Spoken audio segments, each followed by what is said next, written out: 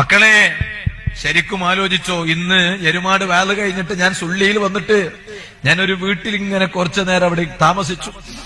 അവിടെ നിന്ന് ഞാൻ എന്റെ ഉമ്മാനോട് ഇങ്ങനെ ഫോണിൽ സംസാരിക്കുമ്പോ ആ വീട്ടുകാരൻ അവിടെ ഉണ്ട്, എന്റെ ഒരു സ്നേഹിതൻ അവിടെ ഉണ്ട്. രണ്ടാളുടെയും ഉമ്മമാര് മരിച്ചിട്ടുണ്ടല്ലോ, അവർക്ക് പുറത്തു കൊടുക്കട്ടെ.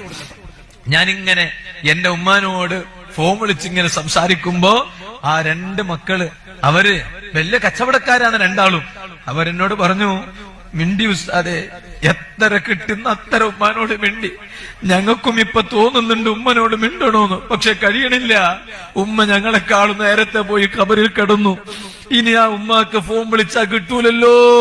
നിങ്ങളൊന്ന് ആലോചിച്ച് നോക്ക്. ഇപ്പോഴും ഞാൻ ഈ സ്റ്റേജിലോട്ട് കയറി വരുമ്പോ ഉമ്മാന്റെ മിസ് കോൾ വന്നു.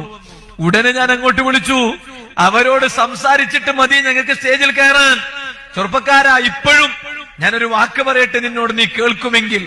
സ്നേഹത്തോട് എന്റെ ഒരു അനുജനായി കണ്ട്, എന്റെ ജ്യേഷ്ഠനായി കണ്ട് നിന്നോട് ഞാൻ പറയാം, ഏത് കോള് വേണമെങ്കിലും നീ നെഗ്ലക്ട് ചെയ്തോ. നിന്റെ മാതാപിതാക്കളുടെ കോള് നെഗ്ലക്ട് ചെയ്യരുത് കേട്ടോ. നിന്റെ മാതാപിതാക്കളുടെ കോള് നീ നെഗ്ലക്ട് ചെയ്യരുത്.